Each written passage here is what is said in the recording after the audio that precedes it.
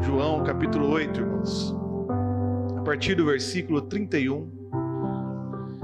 Numa conversa de Jesus com os judeus, ele diz algumas das palavras mais conhecidas do Novo Testamento, e eu queria compartilhar um pouco dessas palavras com vocês nessa noite.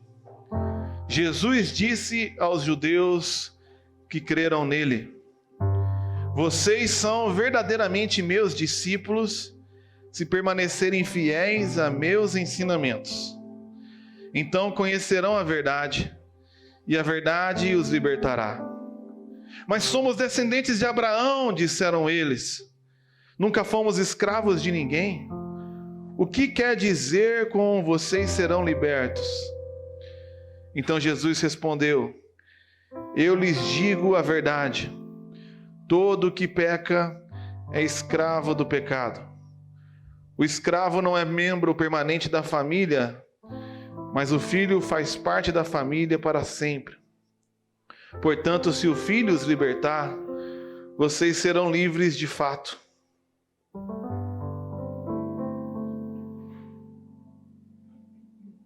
Sim, eu sei que vocês são descendentes de Abraão, versículo 37. E, no entanto, procuram me matar, pois não há lugar no seu coração para minha mensagem.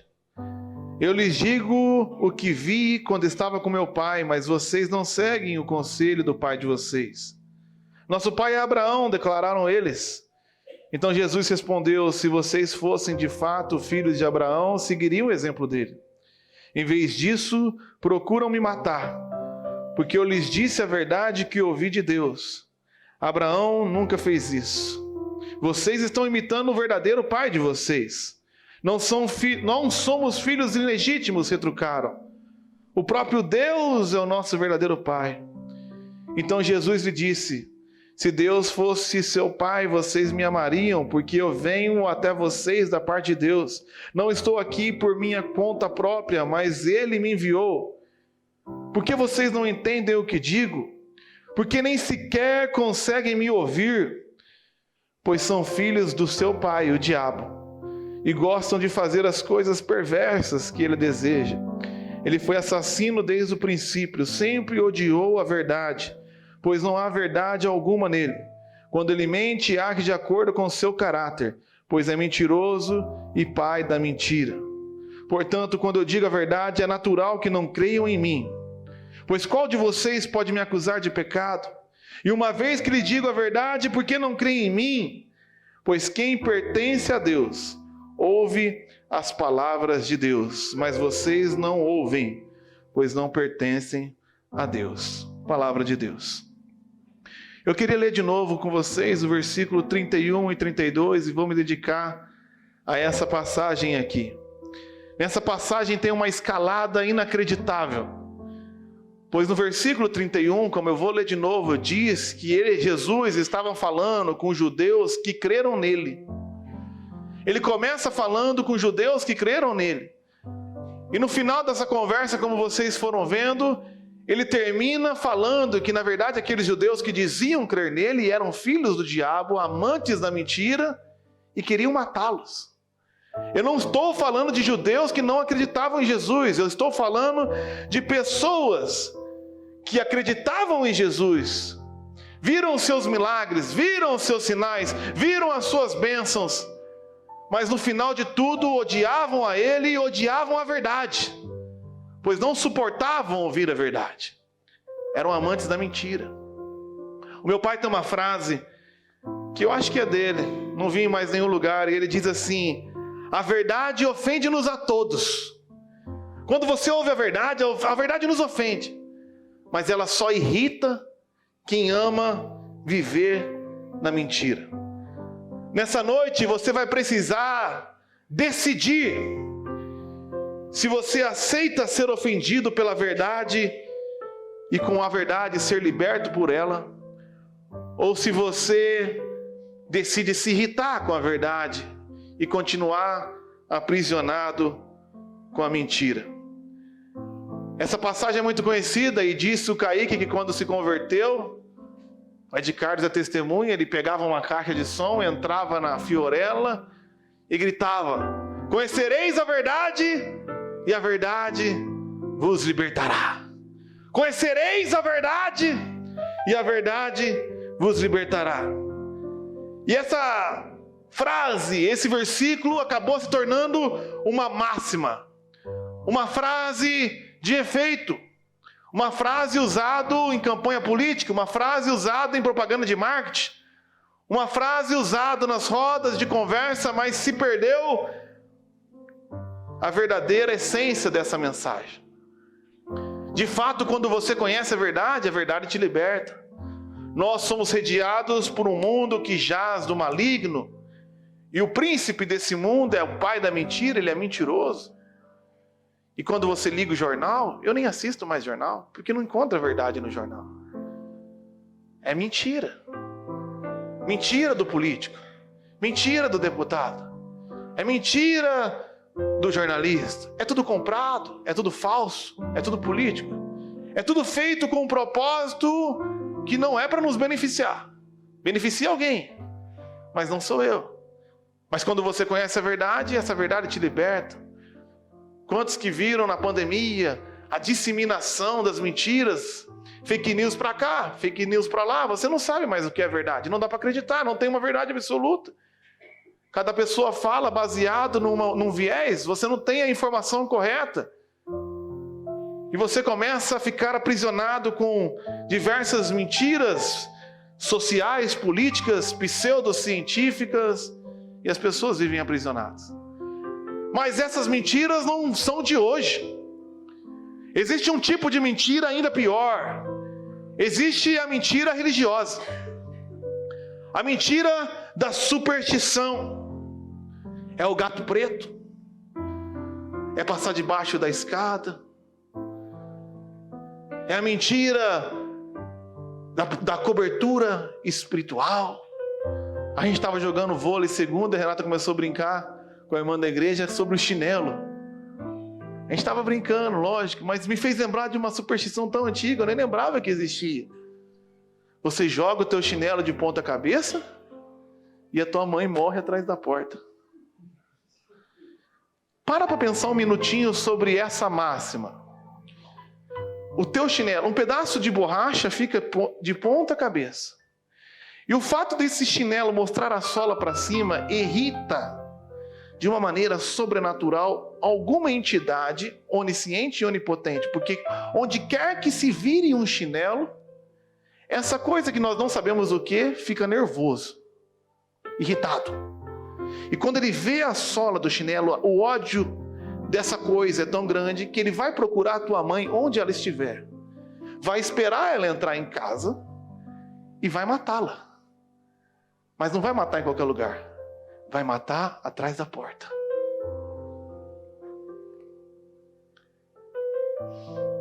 E por bem ou por mal, é melhor desvirar. E por bem ou por mal, somos guiados pelo mal. Somos guiados pelas mentiras de Satanás. Por bem ou por mal, vamos entrar com o pé direito no jogo. Vamos entrar com o pé direito, fazer o sinal da cruz, beijar a mão. E o time do Rolândia foi jogar contra o time do Londrina, os meninos estão aqui. Todo mundo entrou com o pé direito, fez o sinal da cruz, beijou a mão e tomaram de 11-0. Se eu fosse Rolândia, eu ia entrar saltitando com o pé esquerdo na próxima, porque não tem como ser pior do que 11-0. Mas no próximo jogo eles vão fazer a mesma coisa, porque por bem ou por mal, passando na frente do negócio, tá amarrado. E a gente acredita em agouros, em olho gordo. Não vou dar testemunho, tem muito olho gordo. É um Deus, é um olho gordo. Não sei o que é isso. Que desgraça é essa? Que se contar, o olho gordo vai tirar. E você acha que isso não faz mal? Mas nós vivemos numa cidade supersticiosa. Numa cidade que abandonou a verdade. Numa cidade recheada de pessoas que amam a mentira. E ouse você falar mal da mentira. Porque se eu quiser namorar alguém, você sabe o que eu vou fazer? Eu vou pegar o São Francisco, vou pendurar de ponta cabeça num copo d'água, e quando ele fica, Santo Antônio, Mal, foi mal. Você conhece, Vanessa do céu? Você fez isso. Misericórdia. Você fez isso e conseguiu Elias. Você vê que não funcionou. Se tivesse pendurado São Francisco, talvez tinha conseguido David Beckham.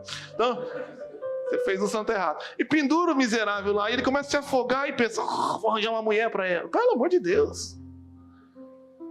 O coitadinho tá lá no céu, fez tudo certinho, tá bonito lá, deixa ele lá. Ah, mas isso não tem nada a ver, isso interfere em tudo. Interfere em tudo. Interfere no que você vê a vida. Interfere na maneira como você é guiado. Mas quando você conhece a verdade te liberta. Conta a história de um missionário que uma vez foi na África e ele descobriu na África que eles adoravam uma entidade que tinha que, de vez em quando, fazer sacrifício do primeiro filho. Então, se você tivesse um filho, o casal tinha que sacrificar para esse Deus. E quando o missionário de Londrina, Ronaldo Lidório, chegou lá, esse vídeo está no YouTube, ele juntou toda a aldeia e falou, tem uma notícia boa para vocês. A informação não chegou aqui, mas o Deus Criador dos céus e da terra não quer que vocês sacrifiquem o primeiro filho de vocês para que se tornem favorável a eles. Ele fez algo para aplacar a ira do mal. Ele sacrificou o seu filho primogênito para que todo aquele que crê não pereça, mas tenha vida eterna. Quando as pessoas ouviram isso, você vê elas jogando as cadeiras para cima e começa uma festa que não termina naquele dia, porque a verdade liberta. Vocês já ouviram falar dos vikings? Você vê no cinema, na Marvel, Thor, Odin. Você vê ali os deuses nórdicos que eram muito adorados até 500, 600 anos atrás, mas o deus nórdico, Odin, pedia que todo ano, para que ele abençoasse a colheita e a pesca e a navegação, você tinha que matar um ente da sua família. Se você assistiu a série Vikings, num certo episódio isso acontece. Eles começam a decidir quem vai ser o ente da nossa família que nós vamos sacrificar. E eles sacrificavam esse ente da família. E na série Vikings fala que de repente eles achavam que havia a borda do mundo à esquerda. E Ragnarok, muito ousado, decidiu ir para ver até onde era essa borda. E quando ele foi para o lado que não podia ir, porque os deuses falavam que não podia ir, a primeira coisa que ele encontrou foi a Inglaterra. E quando ele encontrou a Inglaterra, saqueou, fez um estrago, abusou das mulheres e sequestrou um padre.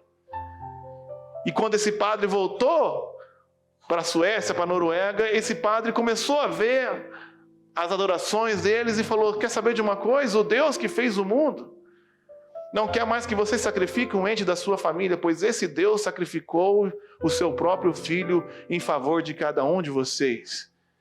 E a verdade libertou os países nórdicos e até hoje é o melhor país do mundo para se viver, porque não existe mais Odin nem Thor.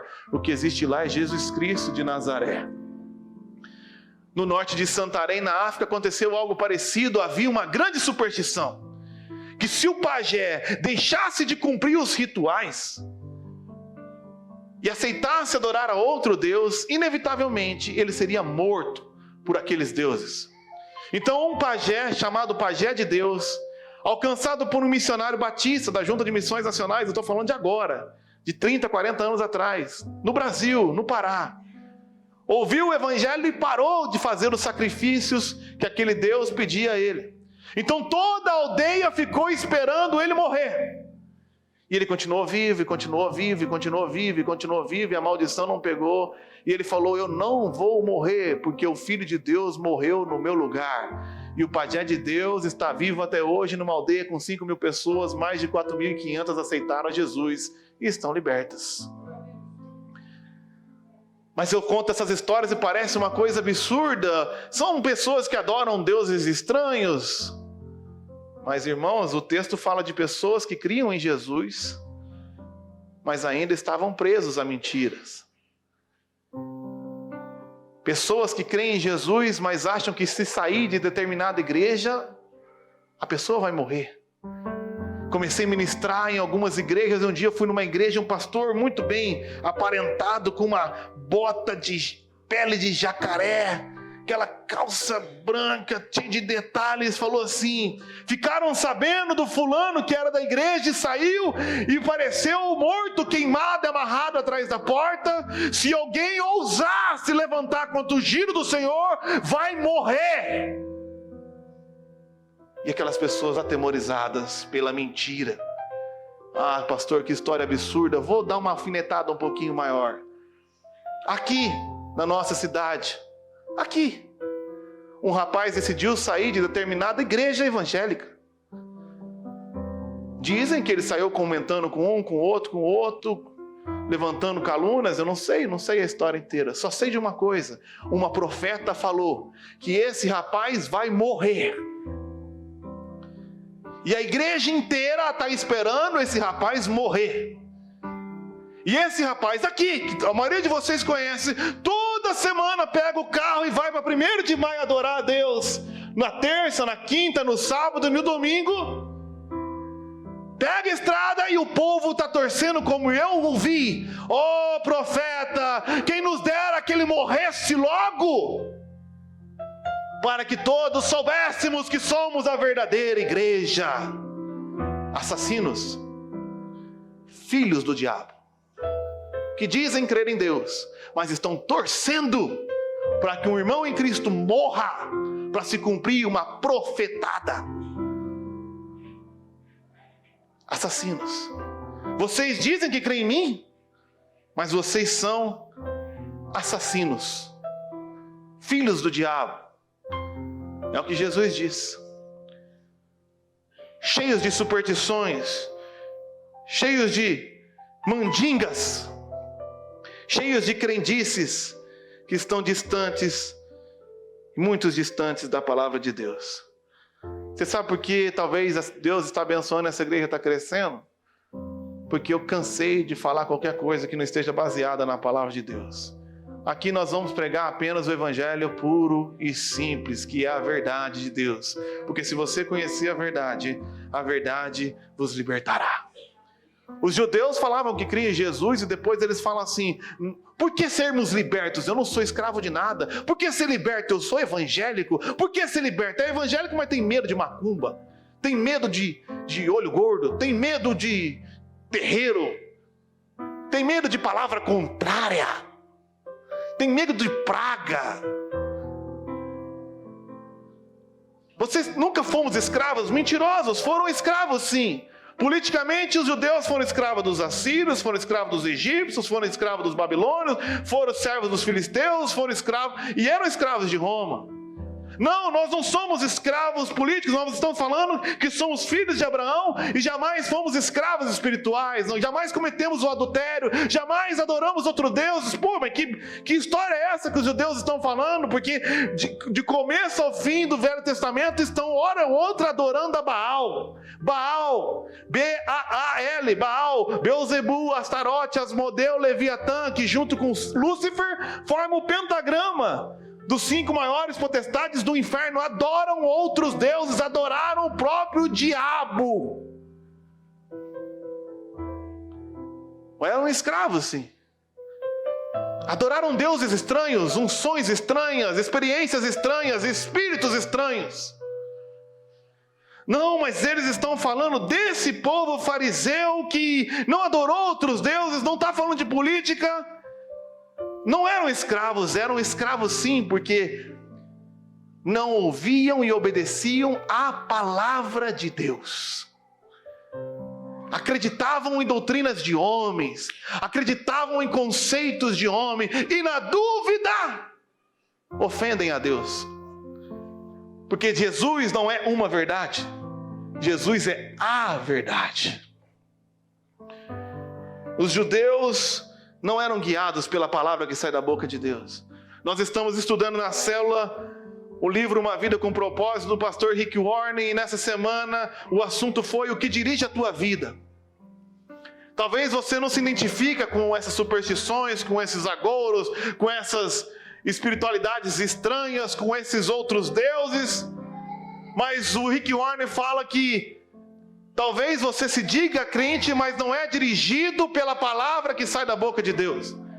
Algumas pessoas são dirigidas pelo medo. Medo. Toda decisão da sua vida é baseada no medo. Medo. Medo de morrer. Medo de dar errado. Medo de passar fome. Medo que a pessoa vai viajar e vai ficar. E é dominada pelo medo. Medo de não ter dinheiro. Medo de não ter recurso. Medo da política. Medo de não sei o quê. Medo. Salmos 91 fala: aquele que habita no esconderijo do Altíssimo, na sombra do Onipotente, descansará. Eu vou ter medo do quê, irmão? Vou ter medo de quem, irmão? A quem temerei? Alguém me disse, você vai ver, você vai pagar, a tua família vai ser destruída. Meu Deus, rogaram praga. Medo do quê, irmãos? Medo de quem, se eu sirvo o Rei do Universo? Conta uma história de uma senhorinha, eu já vi essa história em 1000 versões, mas uma senhorinha que era aposentada e ganhava muito pouco e sempre dependia da provisão de Deus para sobreviver. E ela ia todo dia na varanda da sua casa e falava: Senhor, tu sabes que eu preciso, tu sabes das minhas necessidades, cuida da minha família. E quando a provisão chegava no fim do dia, ela falava: obrigado, Senhor, porque mais uma vez o Senhor não falhou e cuidou de mim. E um vizinho que ela tinha era ateu, não estava incomodado com aquela oração que ela fazia ao ar livre. Um dia ouviu ela falar da sua necessidade, sabendo que ela precisava de uma coisa, foi no mercado, fez uma imensa compra e deixou na porta daquela senhora, depois que ela fez aquela oração: Senhor, cuida de mim. Quando a senhora saiu na porta, viu aquela imensa compra, ergueu as mãos para o céu e agradeceu: muito obrigado, Senhor, porque o Senhor não falhou mais uma vez, o Senhor tem cuidado de mim. E o vizinho ateu começou a rir e gargalhar, ela perguntou: por que você está rindo? E ele falou assim: não foi o teu Senhor que te deu essa compra, o teu Senhor não existe, quem te deu a compra sou eu. Então a senhorinha falou: obrigado, Senhor, porque o Senhor me deu a compra e fez o diabo pagar.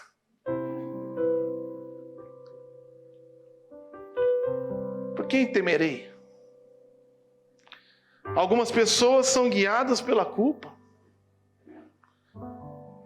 A culpa, porque atrás tomou uma decisão errada e não consegue avançar. Algumas pessoas são guiadas pelo rancor. A gente gosta de assistir filme do John Wick, guiados pelo rancor. As suas decisões são baseadas na vingança. E canta isso na igreja, como já dei esse exemplo 1 bilhão de vezes. Acha lindo ainda.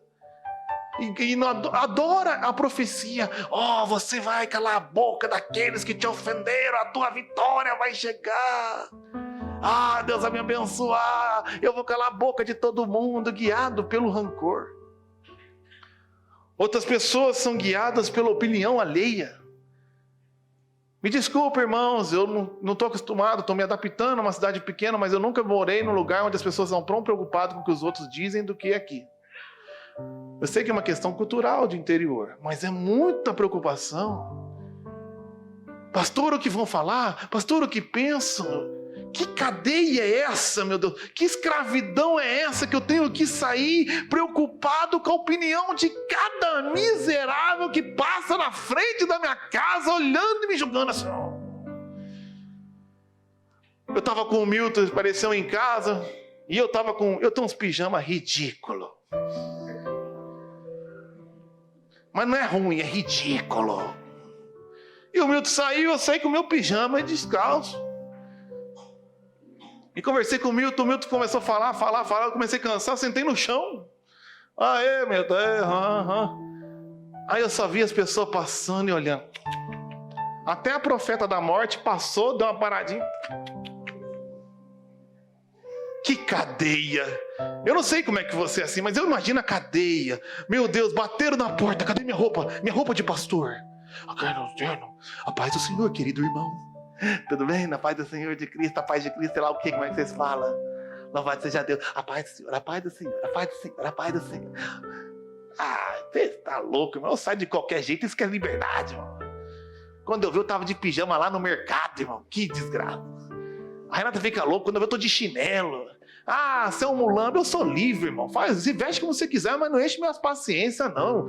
É maior legal. Do jeito que eu saio, eu vou. Livrão. Maravilha. Mas eu não gostei do jeito que você pregou. Eu não gostei do jeito que você cantou. Eu não gostei. O problema é teu, irmão. Gastar coquinho. Eu sou livre. Preocupado.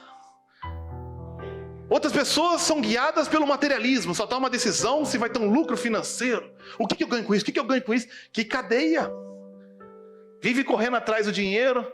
Diz Dalai Lama que a pessoa gasta a vida e a saúde para conquistar o dinheiro, para no final da vida gastar o dinheiro para recuperar a saúde que perdeu tentando conquistar o dinheiro.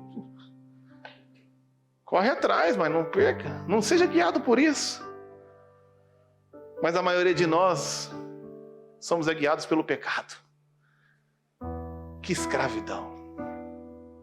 Quanta escravidão, irmão.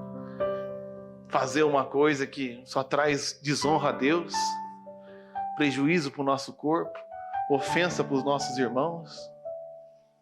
Que tristeza. A causa de tanta desgraça e destruição. Mas a Bíblia fala que se você conhecer a verdade te libertará. A verdade te liberta porque quando você experimenta e descobre que Deus está no controle de tudo, Ele está no controle de tudo, e Ele te ama, e Ele se importa com você, e Ele faz com que todas as coisas trabalhem junto para o seu bem, você é liberto do medo. Porque talvez, quando você descobre que Deus sabia exatamente o que você fez, quem você era, e mesmo assim não se importou em te escolher, te chamar e morrer por você. Mesmo sabendo que muitas dessas coisas voltariam ocasionalmente a se repetir, Ele não teve nenhum problema em te chamar, pois Ele pagou o preço. Então você é liberto da culpa. Quem me condenará? Se é Cristo Jesus quem me justifica. Você é liberto quando conhece a verdade, porque quando você descobre que não precisa mais se preocupar em ser aceito por ninguém, porque eu já fui aceito por Deus. Porque eu me importo com a tua opinião? Me desculpa. Então, os meninos vão jogar bola, o Neymar vira para eles e fala: poxa, vocês são bons pra caramba. Aí vem um Zé pançudo igual eu, vou lá no estádio e grito: seus moles! Peraí, o cara foi elogiado pelo Neymar, você acha que ele está ligando para um barrigudo igual eu? Deus do universo me aceitou em Cristo Jesus, irmãos. Então eu não dou a mínima para a opinião de ninguém. Me desculpa, qualquer pessoa menor que Deus, eu não me importo. Você é liberto da opinião dos outros. Quando você descobre que Deus é o dono de toda prata, todo ouro, e esse Deus que é dono de tudo é teu Pai, te quer bem, cuida de você, porque Ele cuida da plantinha, Ele cuida do passarinho. Não vai cuidar de um filho dele? Você é liberto do materialismo, porque a graça de Deus te sustenta a cada dia. Basta cada dia o seu próprio mal. Amanhã Deus vai cuidar de tudo. Hoje eu vou dormir. Eu vou lançar sobre Ele a minha ansiedade, porque eu tenho certeza que esse Deus Todo-Poderoso tem cuidado de mim. Você é liberto do materialismo. Mas quando você descobre que esse Jesus não apenas morreu pelo teu pecado, mas você morreu com Cristo. E não apenas morreu, mas juntamente com Ele ressuscitou e foi assentado nos lugares celestiais. E esse Cristo não apenas morreu, ressuscitou para te dar um exemplo, mas agora Ele deliberadamente escolheu viver dentro de você.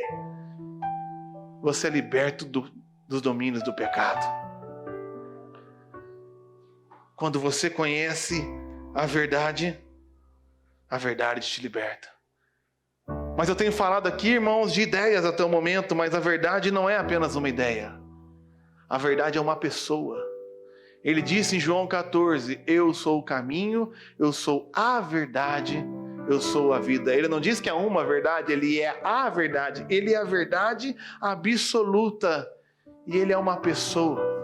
E a verdade que é uma pessoa decidiu ser conhecido por nós e se relacionar conosco. Quando eu namorava a Renata, eu já contei 1 milhão de histórias, talvez eu vou tentar contar uma diferente hoje aqui. Que eu era pobre, vocês sabem, porque não mudou nada até hoje. Mas eu era estudante, não tinha dinheiro. Meu pai me dava R$1,90 por dia para almoçar no RU, que é o restaurante universitário da UEL. R$1,90 por dia. E na época eu não era gordo assim, acredite você, meu apelido era Magrelo. Então, eu não sei o que aconteceu também.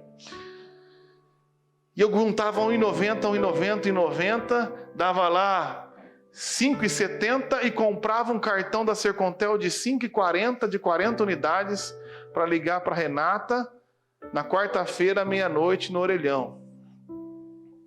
Essa história eu já contei. Mas meu pai não me dava dinheiro para ir visitar, porque a Renata morava em Bandeirantes, eu morava em Londrina. E o pai da Renata, muito menos. O que você não sabe é que eu pegava alguns livros e pegava uns dicionários, procurava algumas coisas que eu tinha, andava a pé, porque eu não gastava dinheiro com ônibus, e em Londrina não é a mesma coisa que Bela Vista, eu andava a pé da onde eu morava, até o Sebo, Londrina, para vender os dicionários e conseguir juntar R$40 para ir para Bandeirantes, e mais 40 para voltar. Esse milagre acontecia uma vez por mês, quando muito, uma vez a cada 3 semanas. E eu comprava, então, eu ficava sem almoçar, eu ficava sem meus livros, comprava uma passagem, botava uma mala nas costas, ia a pé até a rodoviária, entrava no ônibus, chegava na rodoviária, o meu sogro não me buscava, nunca me buscou. Eu botava aquela mala nas costas e ia andando a pé naquela miséria daquela cidade que tem 35 graus com sensação térmica de 780, que lá é um inferno na terra. Para chegar para a Renata e falar assim, voltei, cheguei. E meu sogro falou assim, hoje não, vai dormir lá não sei aonde. E eu voltava a pé para esperar o dia que o sogro deixasse para voltar com a mala nas costas, falar com a Renata um dia e meio e voltar. E a princesinha não tinha autorização nem de ligar para mim. Papai não deixa. E ela ficava pasma. Como você pode? Como você pode fazer tudo isso por mim? E aqui a gente todo romântico. É porque eu te amo. Quando você namora, tudo é romântico, né? Quando você namora, você vê as nuvens entrando na frente da lua. E a namorada fala, amor, por que as nuvens estão entrando na frente da lua? E você fala, porque elas estão com vergonha da sua beleza. O ruim ainda é assim. Mas quando você casa, ela tenta de novo. Amor, porque as nuvens estão entrando na frente da lua. Você não vê que está nublado, imbecil? Vai chover, pega logo a roupa do varal. Oh, caramba. Quando você namora, os bichos são pequenininhos, né? Gatinha. Quando casa, os bichos crescem. Vaca. Ai, que besteira, não tem nada a ver com o que eu tô falando. Mas eu fazia de tudo para ver a Renata. Eu fazia de tudo. Eu fiz de tudo, cara. Agora, você acha que isso é amor? Billy Graham uma vez contou uma história de um menino que estava no jardim. E ele ficou sabendo, ele viu umas formigas ali, ele foi se apaixonando pelas formigas. E de repente ele entrou em casa e viu o pai falando que aquelas formigueiras estavam atrapalhando o jardim e ele estava vendo um veneno para matar as formigas. Então o menino começou a ficar desesperado, voltou lá e começou a tentar avisar as formigas para elas fugirem, porque o pai ia matar. Ele botava a mão na frente, as formigas desviavam, as formigas subiam, ele falava, foge, foge, foge. As formigas não entendiam, porque elas se comunicam por feromônios, não entendia o português, o inglês, né? E de repente o pai do menino foi lá e matou aquelas formigas. O menino ficou desesperado e ficou pensando, se eu soubesse falar com as formigas. Se eu soubesse falar a língua das formigas. Se eu pudesse virar uma formiga e poder avisar para elas do castigo, elas não teriam morrido. Mas a Bíblia fala que Deus abriu mão da sua glória, semelhante a um homem se fez. Ele abriu mão daquela plenitude toda para se fazer como homem e falar para você que Ele não veio aqui para te condenar. Ele veio para te salvar. Eu não vim para trazer condenação, vocês já estão condenados. A condenação está chegando. Mas eu vim aqui para morrer por você. Você tem noção do que é isso? Ele sair da glória, se fazer, encarnar, transpor as barreiras, e para o resto da eternidade ele está preso num corpo, e ser humilhado, e ser cuspido, e ser pregado, e ser maltratado, cuspido, para te deixar a palavra. E a palavra fala: eu quero me relacionar com você, eu quero te salvar. Esse homem uma vez estava num barco, estava de um lado do rio, e ele decide entrar num barco, e tinha uma missão muito importante, e atravessa o mar, e tem uma tempestade, e ele acalma o mar. Para onde esse cara está indo? Qual é essa grande missão que esse homem tem? E quando ele chega do outro lado, ele se comunica com um endemoniado, liberta, conversa individualmente com ele, e quando aquele endemoniado conhece a verdade e é liberto, ele pega as suas coisas e volta. Ele se moveu por um endemoniado, não por um rei, não por um justo, mas por um pecador. Ele se fez homem por um pecador como eu e como você. Ele chega para Nicodemos no capítulo 3 e fala: olha, você tem tentado fazer tudo perfeito, mas você nunca vai alcançar o nível que você precisa. Então, eu não estou aqui para condenar, eu estou aqui para te salvar. Eu não vim para condenar o mundo, eu vim para salvá-lo, porque todo aquele que nele crê não vai perecer, mas vai ter a vida eterna. A gente perdeu a noção do que é isso. No Velho Testamento, num livro do Charles Swindoll, O Despertar da Graça, ele conta a história de Mefibosete. No Velho Testamento, quando um rei assumia no lugar de outra dinastia, ele mandava matar todos os outros possíveis herdeiros que podiam se levantar contra ele. Então Davi entrou no lugar de Saul e começou uma matança em todo mundo da família de Saul que pudesse ousar se levantar contra o reino de Davi. E nessa loucura havia um dos parentes de Saul chamado Mefibosete. Ele se acidentou uma vez e virou um paralítico, ele não mexia as pernas. E a Bíblia fala que esse cara ficou desesperado, um paralítico. O que um paralítico pode fazer contra o rei Davi? Mas ele se escondeu porque era parente de Saul. Ele se escondeu debaixo da cama e ficou desesperado. Então Davi começou a procurar: cadê Mefibosete? Cadê Mefibosete? E você imagina o desespero daquele menino paralítico, sabendo que todos os parentes morreram. E o rei Davi, o grande matador, está me procurando. E que quando ele encontra Mefibosete, ele não traz morrer, ele traz para a mesa, para comer na mesa do rei. E todos os dias no reino de Davi, os generais e os familiares de Davi tinham que esperar o paralítico se arrastar de outra família para sentar na mesa do rei. Esta é a graça do Evangelho. Eu e você merecíamos a morte. Somos paralíticos espirituais, paralíticos emocionais, paralíticos. Os nossos estão sendo mortos e morrendo porque desde Caim só sabem pecar, e eu nasci em pecado e tudo que eu sei é pecar. Mas esse grande rei santo, justo e bom veio até mim, não para me matar, mas para me trazer para a mesa, para me conhecer. E você tem medo do quê, meu irmão? Do que é mesmo? Você está com medo da profetada? O Rei dos Reis deu a sua vida para te salvar. Você está com medo do chinelo? O Criador dos céus e da terra se fez homem para te amar. Quando você entende que Jesus é uma pessoa e Ele fez tudo o que fez, não para te destruir, mas para ter uma vida de relacionamento contigo, você é liberto.